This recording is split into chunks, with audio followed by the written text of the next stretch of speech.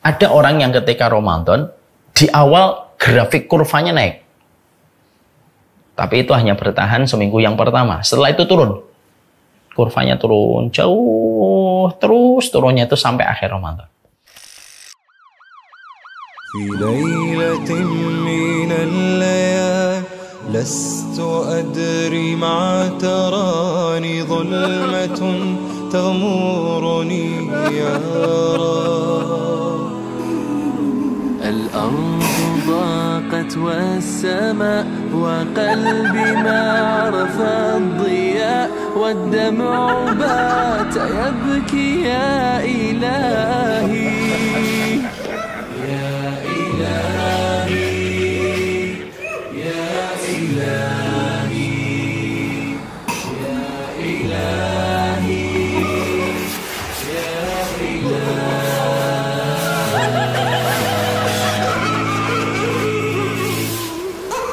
عصيت والذنب كبير وإني في حزني أسير مقيد بذنبي يا رب فهل أستحق يا إلهي العفو مجرما مقر بالذنوب يا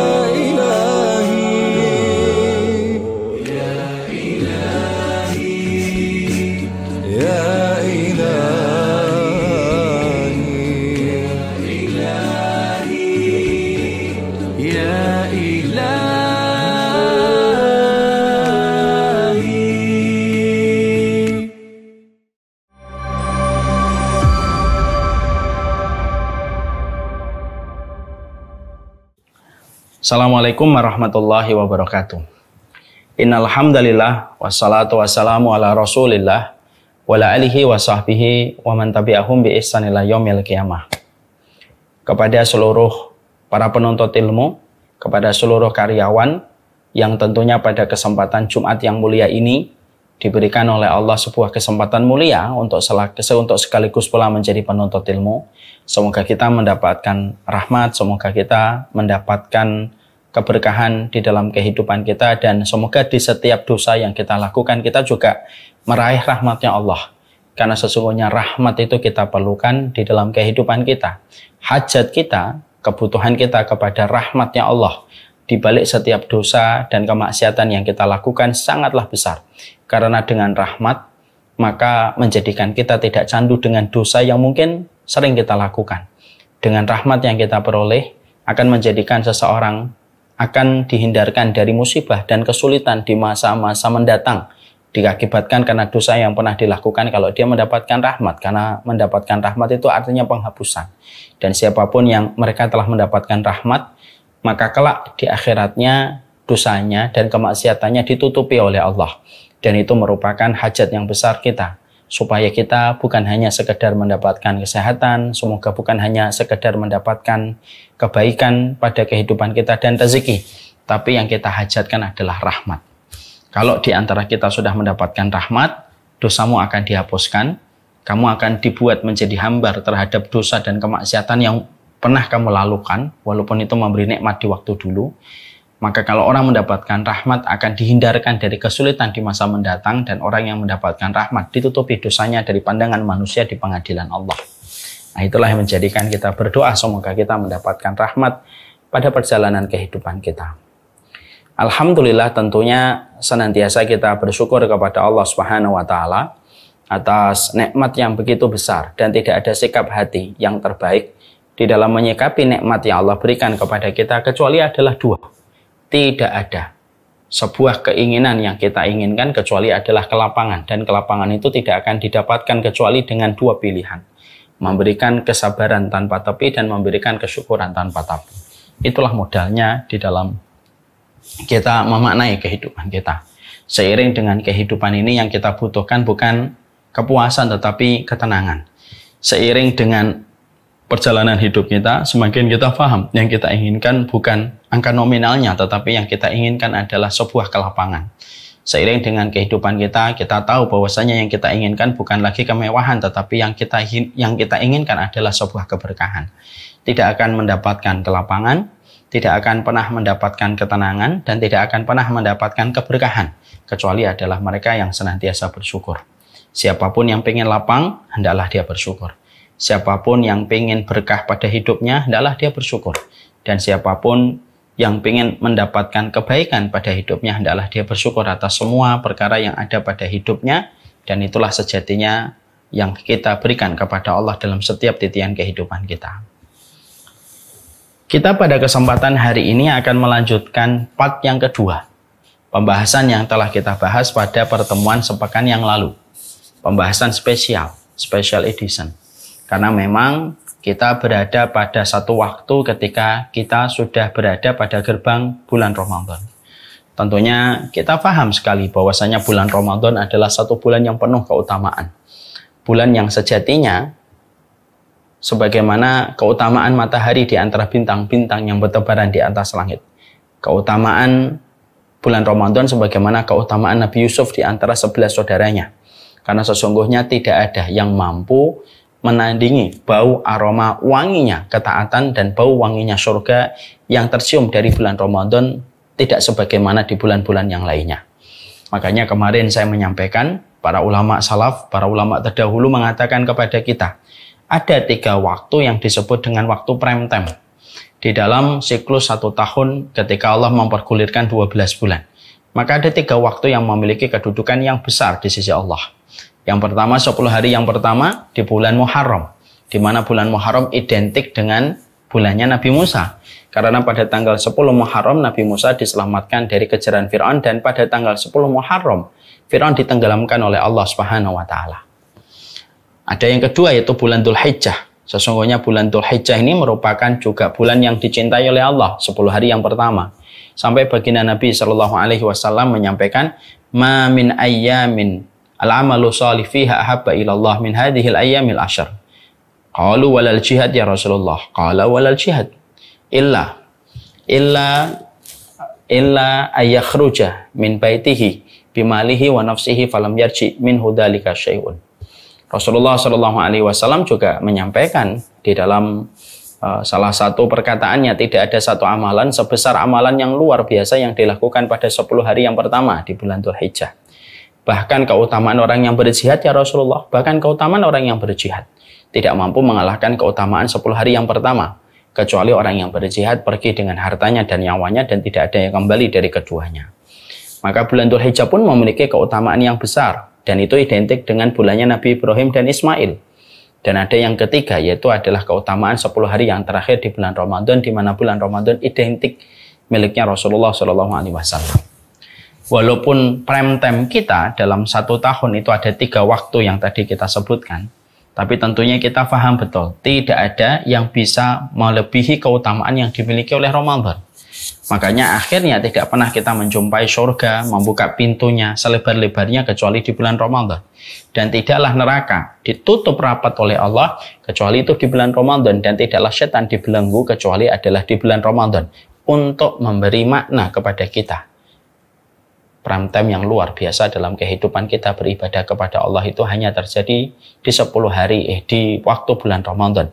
Dan itulah yang menjadi perhatian kita.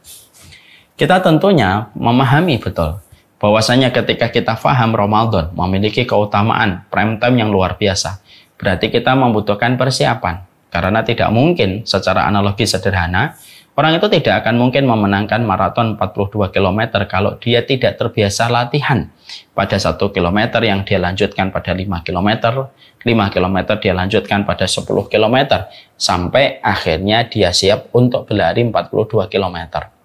Kalaulah maraton saja tidak akan dimenangkan hingga putaran terakhir dia menyentuh garis finish, kecuali dengan latihan panjang dari apa yang dikerjakan sebelum akhirnya dia mengambil jarak 42 km, sama pula dengan Ramadan. Ramadan itu merupakan putaran. Yang tentunya putaran terbaik yang kita miliki pada penghambaan kita kepada Allah, tidak akan pernah kita menangkan putaran ini. Sampai betul-betul kita melatih diri kita dengan berbagai macam hal yang menjadikan kita mulai tertata, mulai terlatih, dan mulai terbiasa untuk menjalankan ketaatan sebagaimana itu ketika kita memasuki bulan Ramadan. Nah, inilah yang menjadikan kita akhirnya paham betul kita mengerti betul. Inilah Ramadan. Sesungguhnya Ramadan merupakan bulan yang Allah tidak pernah sia-sia ketika menciptakan Ramadan. Dan Allah tidak pernah bermain-main dengan bulan Ramadan. Maka inilah yang menjadikan kita pun juga tidak bermain-main ketika mempersiapkan diri sebelum datangnya Ramadan. Kemarin dalam pertemuan yang lalu saya juga menyampaikan bahwasanya kita tidak akan memberikan makna kepada Ramadan kalau kita tidak mengetahui profit yang kita peroleh ketika kita mengikuti Ramadan. Banyak orang yang mereka menganggap Ramadan itu merupakan bulan yang biasa.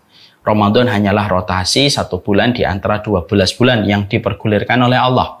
Kita tidak tahu keutamaan yang dimiliki oleh Ramadan, sehingga ketika keutamaan Ramadan itu tidak kita ketahui, kita tidak merasa tergigit untuk mengejar keutamaan ini ketika kita tidak paham keutamaan Ramadan. Banyak yang menganggap Ramadan ya Ramadan, sekedar Ramadan semata, tetapi tidak lebih dari Ramadan itu. Dan ini merupakan sebuah kesalahan yang cukup fatal kalau kita menganggap Ramadan hanyalah sekedar Ramadan. Makanya kita kemarin menyampaikan setidaknya ada beberapa keutamaan yang besar, di mana keutamaan ini betul-betul luar biasa, dan keutamaan ini merupakan keutamaan dahsyat lagi agung yang Allah berikan kepada orang ketika mereka memasuki Ramadan. Yang pertama yang telah kita bahas kemarin adalah keutamaan Ramadan itu keutamaan yang besar. Sampai kita menjumpai salah satu shortcutnya kita untuk mendapatkan surga dan meraih surga itu adalah ketika kita diterima amal kita, ketaatan kita di bulan Ramadan.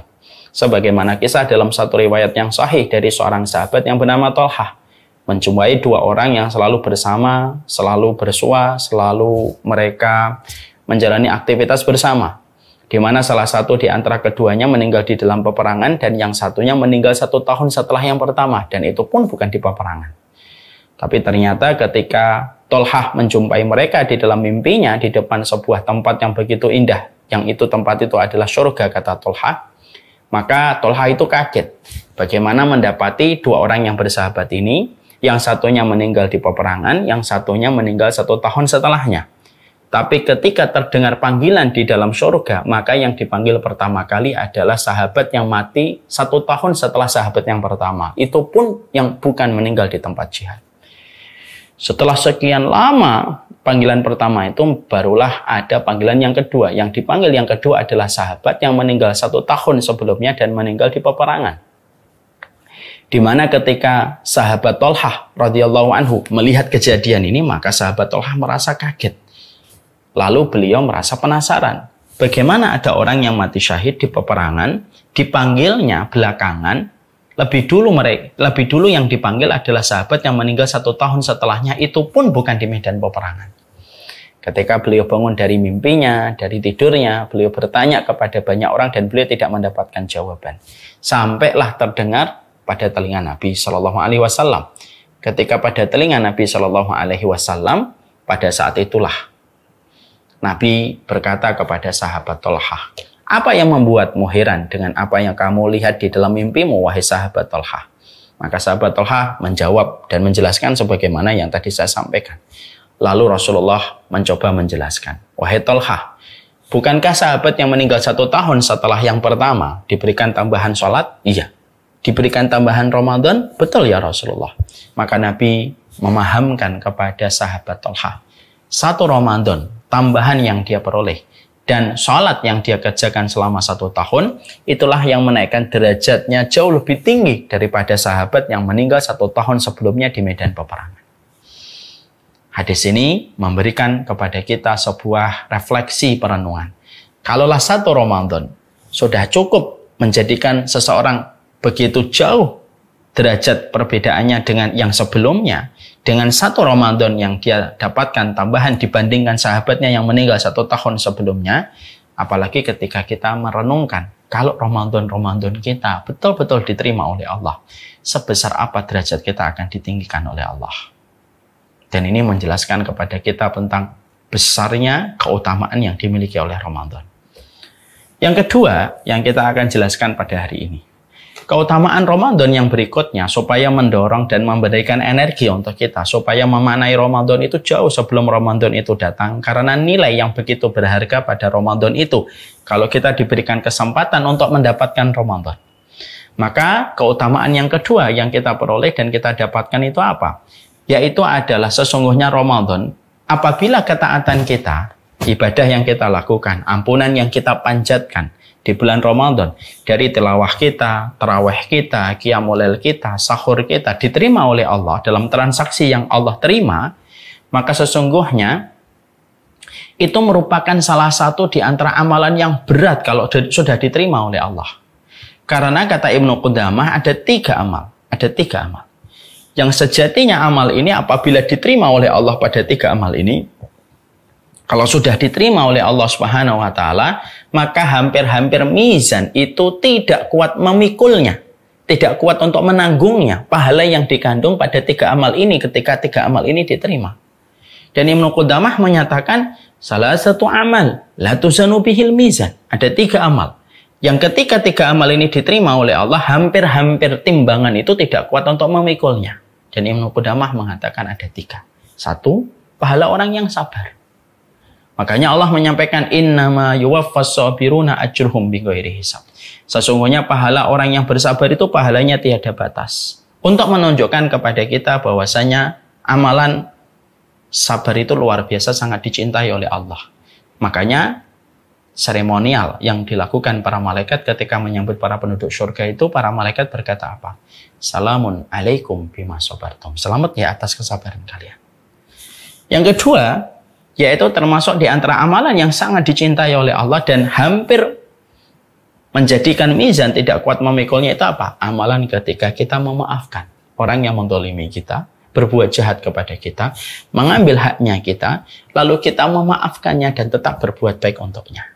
Makanya Allah menyampaikan faman afa wa aslaha fa ajruhu 'ala Allah. Siapapun yang memaafkan lalu tetap berbuat baik setelah dia dilukai, dia didolimi, dia menjadi objek kejahatan, tetapi dia memaafkan dan tetap berbuat baik, fa ajruhu 'ala Allah, maka pahalanya diserahkan kepada Allah langsung. Pahalanya tidak diwakilkan ke malaikat, pahalanya tidak dititipkan kepada para malaikat, tetapi para malaikat nanti akan memanggil orang yang pernah terzalimi, tersakiti, lalu dia memaafkan, lalu dia tetap berbuat baik, lalu dipanggil oleh para malaikat di akhirat, ditempatkan pada satu tempat, di tempat itulah Allah sendiri yang memberikan pahala kepada orang yang pernah terzalimi dan tersakiti, tetapi dia memaafkan dan tetap berbuat baik. Ya, makanya ada di akhirat itu ada satu panggilan, suara penyeru, di mana seruannya mengatakan, Aina haula ajruhu 'ala Allah. Mana orang yang pahalanya diberikan langsung oleh Allah? Tidak ada yang menyambut seruan panggilan malaikat ini, bukanlah yang menyambutnya orang yang sholat, bukan pula orang yang menyeru, yang menyambut seruan ini adalah orang yang sedekah, tetapi yang menyambut seruan panggilan ini adalah orang yang pernah terzalimi, pernah tersakiti, memaafkan dan tetap berbuat baik. Merekalah yang menyambut seruan itu, dilokasikan oleh malaikat di satu tempat, pada tempat itulah Allah yang memberikan pahalanya langsung. Karena menunjukkan keistimewaan orang yang memaafkan ketika dia habis tersakiti dan terzalimi. Yang ketiga, kata Imam Ibnu Qudamah, yaitu adalah amalan orang yang mereka itu diterima amalan puasanya. Makanya Allah menyampaikan kepada kita, was-shaumu li wa ana ajzi bihi. Puasa itu untukku dan akulah yang menggantinya langsung. Dan Allah tidak pernah menceritakan berapa kali Allah melipat gandakan setiap ketaatan yang dilakukan di bulan Ramadan. Dan tidaklah disembunyikan oleh Allah kecuali karena besarnya kandungan pahala yang apabila ketaatannya kita lakukan di bulan Ramadan. Mari kita mengambil ulasan yang sederhana. Kalau saya membaca Al-Quran di luar bulan Ramadan, contohnya di bulan Rajab atau di bulan Sya'ban, maka ketika saya membaca Al-Quran di luar bulan Ramadan, satu hurufnya dikali lipat menjadi 10 kali lipat kebaikan. Kalau saya membaca setiap hurufnya dikali lipat 10 kali lipat. Kalau saya membaca 20 kali lipat, itu di luar bulan Ramadan. Kalau di bulan Ramadan dilipat gandakan dengan kelipatan di mana Allah sendiri yang tahu berapa kali Allah melipat gandakan setiap ketaatan di bulan Ramadan. Karena sendiri Allah yang menyampaikan dalam hadis qudsi, was-shaumu li wa ana ajzi bihi. Puasa itu untukku dan akulah yang menggantinya langsung. Kalau kita sedekah, maka setiap kita sedekah di luar bulan Ramadan, maka dikali lipat hingga 700 kali lipat. Itu di luar bulan Ramadan. Kalau di bulan Ramadan, dilipatkan oleh Allah dengan kelipatan yang jauh lebih besar, di mana Allah yang tahu berapa kali Allah melipat gandakan. Kalau kita dzikir pagi, di mana kata Rasulullah dzikir pagi sebagaimana engkau membebaskan 4 budak, itu di luar bulan Ramadan. Kalau di bulan Ramadan, Allah melipat gandakan dengan kelipatan yang jauh lebih besar, di mana kelipatan itu hanya Allah yang mengetahui. Kenapa Allah merahasiakan kelipatan yang dilakukan dari ketaatan di bulan Ramadan? Kata Syekh Utsaimin, li'adzamil jaza. Karena menunjukkan besarnya hadiah yang Allah berikan, saking gedenya Allah merahasiakan. Makanya kalau saya boleh memberikan sebuah contoh yang sering saya ulang-ulang adalah, kalau ada seorang suami pengen ngasih hadiah sama istrinya, hadiahnya murah. Hadiahnya cuma makan warung Padang, mungkin makan steak. Mungkin sang suami tidak akan merahasiakan hadiah itu kepada istrinya. Toh juga hadiahnya murah. Maka tidak bisa dijadikan surprise. Surprise, hadiahnya makan steak. Surprise, hadiahnya makan Padang. Mungkin biasa, kenapa? Karena memang harganya tidak terlalu mahal. Tapi beda, kalau ada seorang suami ingin memberikan hadiah kepada istrinya, tetapi hadiah yang dia persiapkan adalah hadiah yang sangat mahal, maka biasanya sang suami akan merahasiakan. Dan baru akan menjelaskan dan membocorkan hadiah itu tepat pada hari hanya. Setiap istrinya berkata, apa hadiahnya? Dia selalu berkata rahasia. Sampai pada hariannya barulah dia memberikan hadiah itu. Misalkan hadiahnya mobil, hadiahnya apartemen. Maka biasanya sang suami itu merahasiakan. Kenapa sang suami bisa merahasiakan? Karena hadiahnya mahal dan layak menjadi surprise.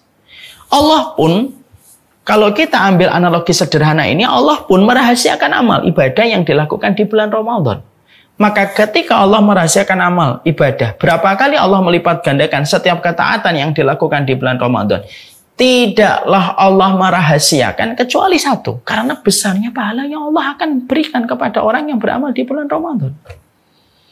Makanya ini merupakan sebuah transaksi besar. Ini merupakan sebuah waktu untuk berbisnis sama Allah. Karena sesungguhnya kita secara sederhana, secara basic, kita ini berbisnis sama Allah. Kita sebagai pedagangnya, amal soleh itu adalah dagangan kita, Allah sebagai pembelinya, dan alat tukarnya adalah surga seluas langit dan bumi. Dan tidak ada perniagaan yang menjanjikan profit share yang begitu besar kecuali hanya terjadi di bulan Ramadan. Ya, karena waktu itu tidak sama. Bukankah memasang iklan jam 9 pagi tidak pernah sama dengan memasang iklan jam 8 malam? Bukankah memasang iklan jam 10 pagi hari weekend berbeda dengan memasang iklan pada jam 10 pagi di weekdays? Kenapa? Karena pengaruh apa yang ada pada waktu-waktu itu mempengaruhi harga. Sama, harganya seluruh bisnis yang kita miliki di hadapan Allah, karena tilawah kita itu bisnis kita. Dakwah kita itu bisnis kita. Sholat kita itu bisnis kita kepada Allah. Dimana kita pingin supaya setiap transaksi kita ini dibeli sama Allah. Karena nilai tukarnya dari Allah itu adalah surga. Maka tidak ada waktu yang paling luar biasa representatif untuk menjual.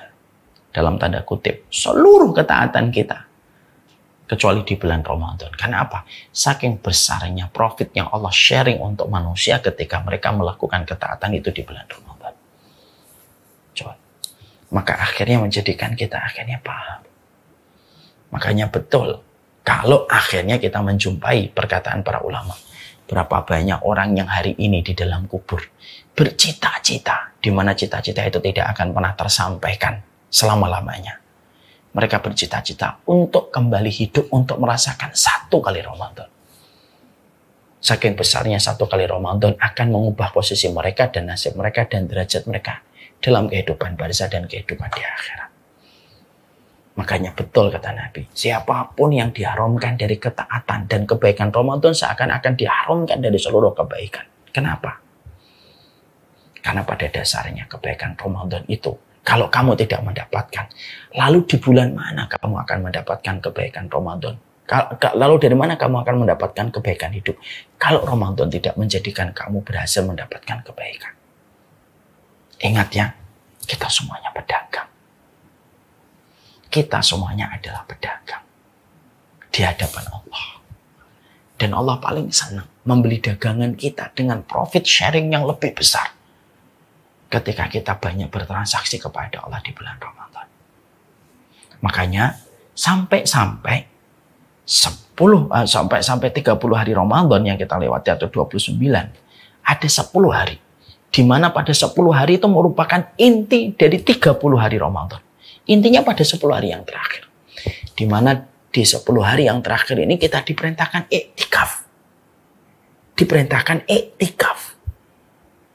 Dan iktikaf itu kata Imam Ibnu Qayyim merupakan latihan untuk hati dan jiwa kita. Bahwasanya 10 hari yang terakhir ini betul-betul kita berikan kepada Allah. Kita putuskan mata rantai dari dunia sementara waktu 10 hari yang terakhir itu kita berikan sama Allah. Dan betul-betul manusia pada 10 hari yang terakhir disuruh sholat, puasa, zikir, tilawah. Bahkan majelis ilmu pun kalau bisa diminimalkan ketika 10 hari yang terakhir. Kenapa? Karena besarnya Allah membersamai orang yang bertransaksi kepadanya ketika di bulan Ramadan. Terutama pada 10 hari yang terakhir. Itulah makna ketika Allah menyampaikan dalam hadis qudsi. Wasaumuli wa ana ajizibi. Puasa itu untukku. Aku langsung yang menggantinya. Aku langsung yang akan memberikan pahalanya. Aku langsung yang akan melipat gandakan secara cash dan kontan. Dan itu tidak pernah disebutkan oleh Allah kecuali di bulan Ramadan. Allah mendapati manusia melaksanakan sholat. Tapi Allah tidak mengatakan sholat itu untukku. Allah mendapati banyak orang yang beriman bersedekah. Tapi Allah tidak pernah mengatakan sedekah untukku. Allah melihat banyak manusia yang melakukan haji dan umrah. Tetapi Allah tidak pernah mengatakan bahwasanya puasa dan umrah itu untukku. Tapi ketika Allah menyebutkan tentang puasa, Allah sebutkan wasaumuli. Puasa itu untukku. Puasa itu untukku. Untuk menunjukkan betapa istimewanya puasa ini di hadapan Allah. Pantas kalau para sahabat memimpikan Ramadan 6 bulan sebelum datangnya Ramadan. Pantas kalau para sahabat tidak ada doa yang paling sering mereka panjatkan. 6 bulan sebelum datangnya Ramadan. Paru-paru keimanan mereka itu sudah mencium bau wanginya Ramadan. Dan mereka sudah meminta kepada Allah 6 bulan sebelum datangnya Ramadan supaya diberikan kesempatan Ramadan. Saking besarnya profit share yang Allah janjikan kepada orang ketika di bulan Ramadan. Itu yang kedua. Yang ketiga, kita tentunya harus paham. Tidak ada satu waktu yang paling banyak Allah itu memberikan pembebasan manusia dari api neraka itu kecuali pada bulan Ramadan. Allah itu memberikan kepada manusia hari dan momen pembebasan manusia dari api neraka. Kecuali yang paling gede itu ada di 2 waktu. Yang pertama, yaitu pada waktu Arafah. Makanya ketika kita menjumpai hari Arafah, baik yang mengikuti wukuf atau yang mengikuti tanggal 9 Arafah atau 9 Dzulhijjah di Indonesia, siapapun ketika sudah mendapati pada waktu Arafah tidak ada yang kita minta kecuali adalah dibebaskan kita dari ancaman neraka. Itu waktu yang pertama di mana Allah banyak memberikan gerasi kepada manusia dari ancaman neraka ketika hari Arafah. Yang kedua, hari yang paling besar untuk mendapatkan ampunan itu apa? Di bulan Ramadan. Karena tidak ada gerasi yang besar yang Allah berikan kepada manusia setelah Arafah itu ya kecuali di bulan Ramadan. Selayaknya pemerintah kita memberikan gerasi yang besar dan banyak para narapidanya itu bukan di bulan Januari, itu bukan di bulan Maret, itu bukan di bulan Mei, itu bukan pula di bulan Oktober. Tapi gerasi yang paling besar yang diberikan negara kita kepada para narapidana itu paling banyak diberikan ketika pada bulan Agustus. Kenapa?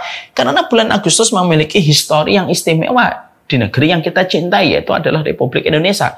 Karena pada bulan ini dibebaskannya Indonesia dari cengkraman penjajah. Maka sama, itu analogi sederhana. Disitulah kita menjumpai dan kita mendapati bulan Ramadan itu nilai historinya besar. Makanya Allah pilih waktu ini untuk menjadi waktu ketika Allah menurunkan Al-Quran dalam satu jumlah ke Baitul Ma'mur. Dan itu menunjukkan historinya yang luar biasa. Maka ketika Ramadan itu memiliki histori yang sangat besar di sisi Allah, Allah memberikan ampunan yang tidak terhingga. Allah memberikan ampunan yang tidak terhingga. Dan itulah yang menjadikan kita akhirnya paham. Inilah yang harus kita mengerti. Way-nya ini kalau kita paham, latar belakang ini yang kita mengerti, maka kita tidak akan nyikapin apa adanya, tidak menyikapi ala kadarnya. Kenapa? Karena kita tahu Allah tidak pernah menganggap Ramadan itu ala kadarnya dan apa adanya. Sebagaimana Allah mengagungkan Ramadan. Allah menganggap Ramadan itu untuk dirinya. Allah menjadikan amalan Ramadan itu hampir memberatkan mizan dan hampir mizan tidak kuat memikulnya. Dan Allah memberikan gerasi, pembebasan manusia dari ancaman neraka tidak sebagaimana yang besar yang Allah berikan di bulan Ramadan. Itu merujuk kepada makna. Jangan remehkan Ramadan. Jangan anggap Ramadan hanyalah siklus waktu yang terus berulang setiap tahun. Jangan anggap Ramadan itu ya hanya 1 bulan. Jangan anggap Ramadan itu ya hanya apa adanya dan ala kadarnya. Karena dia tidak pernah menjadi apa adanya dan ala kadarnya di hadapan Allah. Setelah kita paham ini, apa yang harus kita lakukan di bulan Ramadan? Supaya pada putaran Ramadan kita mendapatkan kesuksesan di hadapan Allah. Para ulama lalu menyampaikan kepada kita beberapa hal yang menjadikan kita harus mengerti betul. Ada setidaknya 5 yang harus kita maksimalkan sebelum Ramadan itu akan kita jalani putarannya sekitar 30 hari lagi, kurang lebihnya. Yang pertama, para ulama lalu menyampaikan kepada kita, ya, orang yang ketika akan menjalani Ramadan, sikap terbaik yang pertama yang harus dia miliki sebelum dia menjelang Ramadan itu apa? Banyaklah beristighfar sama Allah. Banyaklah mohon ampunan sama Allah. Banyak minta ampunan sama Allah. Banyak beristighfar. Syekh Shinqiti, salah satu ulama besar itu menyampaikan, apa sih korelasinya ketika kita akan mendapati Ramadan, kita diperintahkan untuk beristighfar. Dan kita diperintahkan untuk memperbanyak tobat kita sebelum Ramadan datang menyapa kita. Apa korelasinya itu apa? Kenapa kita harus memperbanyak tobat kita dan istighfar kita kepada Allah? Penjelasan beliau begini.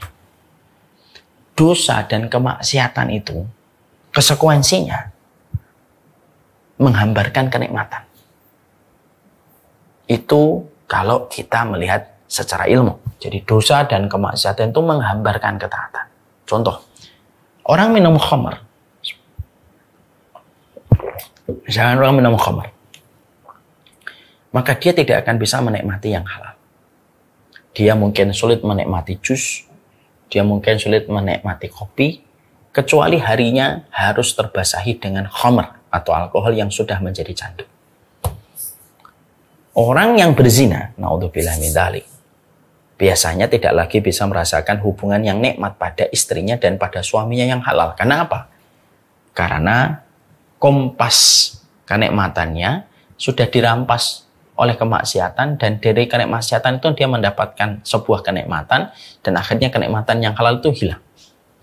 Orang itu kalau sudah melakukan kemaksiatan, hukuman dari Allah, dicabut nikmat pada yang halal, dicampakkan nikmat itu pada yang haram supaya dia melakukan itu terus-menerus. Lah karena dosa itu merampas kenikmatan pada ketaatan yang kita harusnya nikmatin, itulah korelasinya.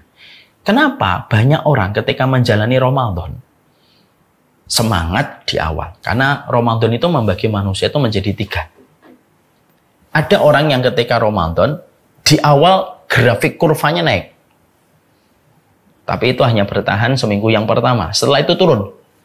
Kurvanya turun jauh, terus turunnya itu sampai akhir Ramadan. Ada yang pertama kayak gitu. Ada yang kedua. Ada yang mereka itu ketika Ramadan naik kurvanya. Semangatnya tuh naik. 5 hari yang pertama. Setiap harinya bisa membaca 5 juz, 6 juz pada 5 hari yang pertama. Setelah melewati sepekan yang pertama, kurvanya turun. Tapi ketika 10 hari yang terakhir naik kembali. Ada yang 10 hari yang terakhir naik terus, ada yang hanya pada waktu malam ganjil aja dia naik, pada malam galim dia turun. Itu tipe yang kedua. Ada tipe yang ketiga, yang ketika dia naik, ketika awal Ramadan, 10 hari yang kedua tambah naik, 10 hari yang ketiga semangatnya tambah naik. Ada 3 tipe manusia ketika menjalani Ramadan. Nah tentunya yang kita khawatirkan itu yang pertama. Banyak di antara kaum muslimin, kaum muslimat ketika awal Ramadan senang. Bahkan masjid pun yang sedemikian megahnya, pada hari pertama sampai hari yang ketiga Ramadan itu seakan-akan tidak kuat untuk menampung banyaknya jamaah yang datang untuk melaksanakan sholat tarawih pada 3 hari yang pertama. Tapi setelah itu rontoknya asalnya penuh meluber, kemudian masuk ke dalam, kemudian maju ke depan, tinggal setengah, nanti tinggal setengahnya tinggal sedikit 2 baris atau 3 baris. Kenapa banyak orang yang ketika mereka melaksanakan Ramadan, mereka mendapatkan kekuatan pada 5 hari yang pertama, sepekan hari yang pertama, tapi kenikmatan pada ketaatan yang telah dirasakan pada 10 hari yang pertama atau sepekan yang pertama itu tidak bisa bertahan sampai akhir Ramadan. Kata Imam Syinqiti, adalah karena dosa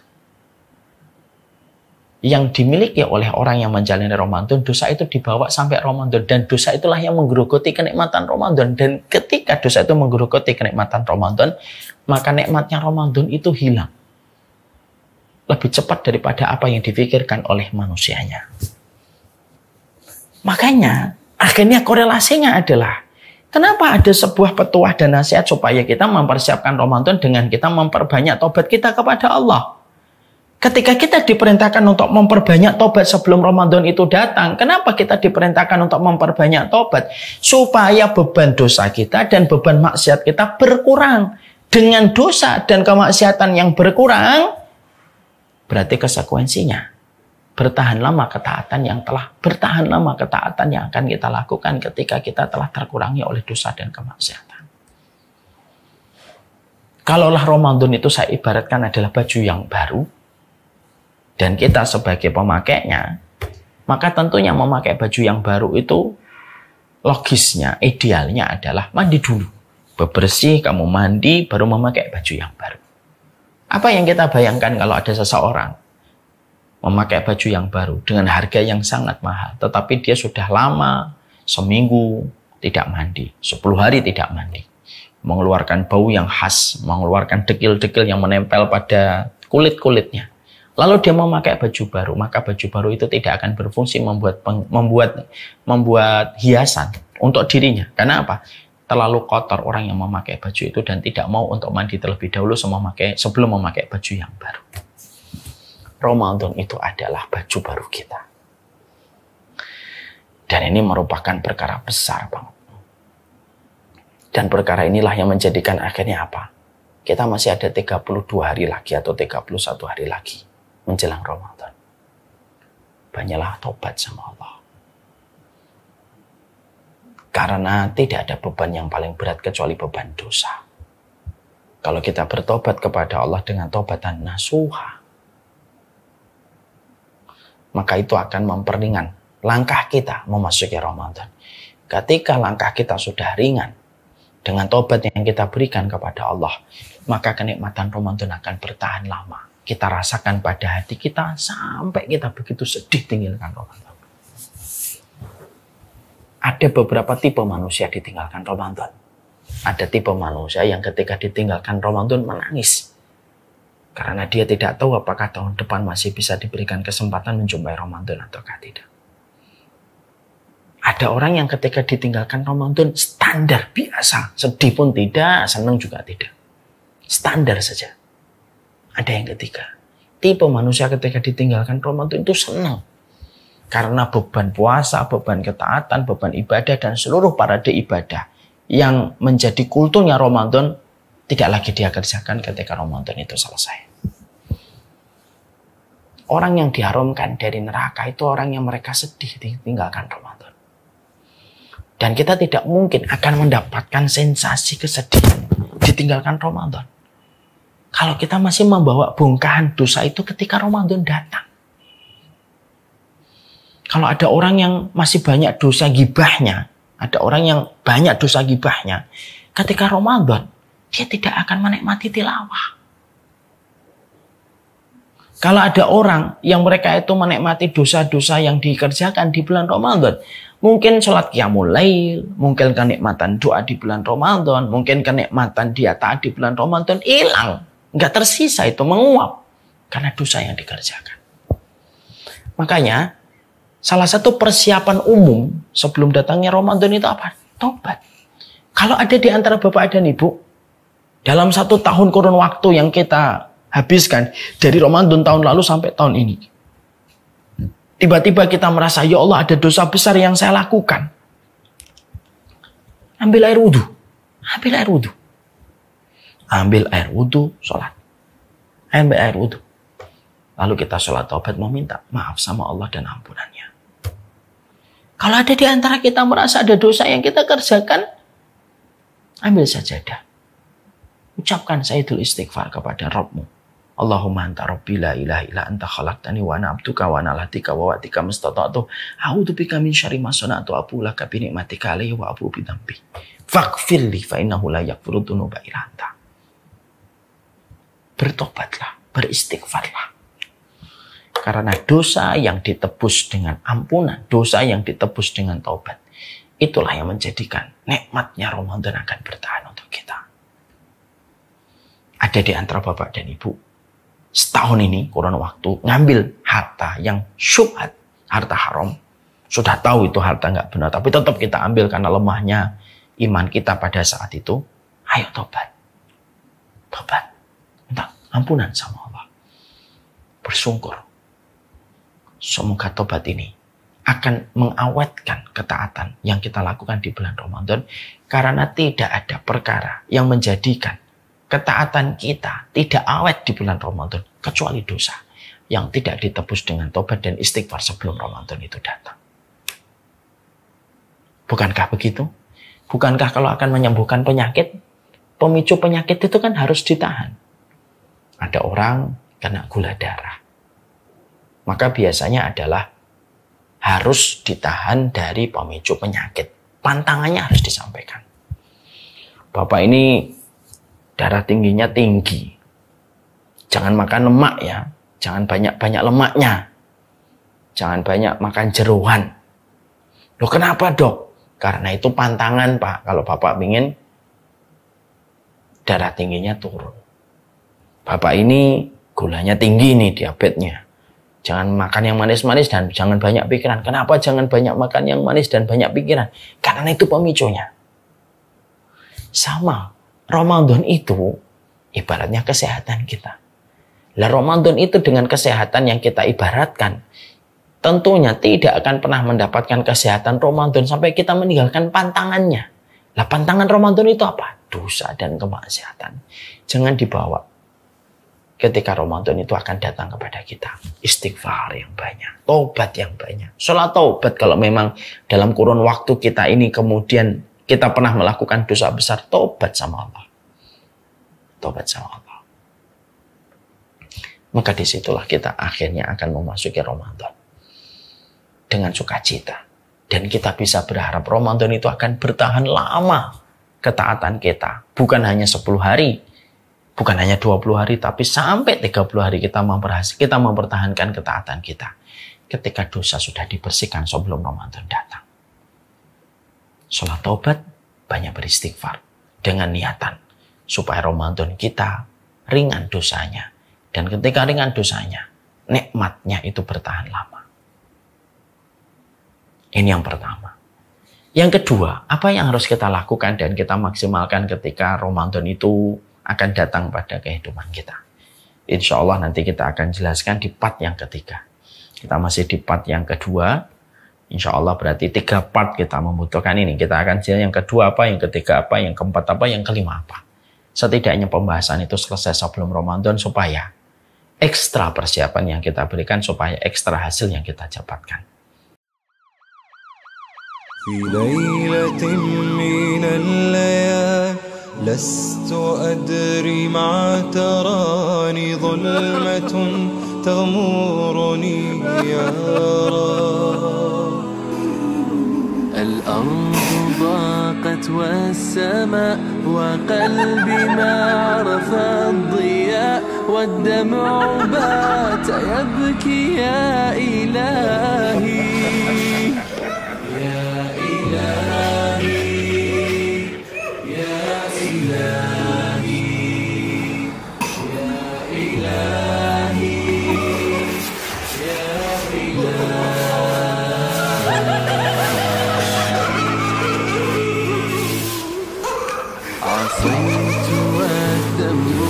كبير، وإني في حزني أسير مقيد بذنبي يا رب.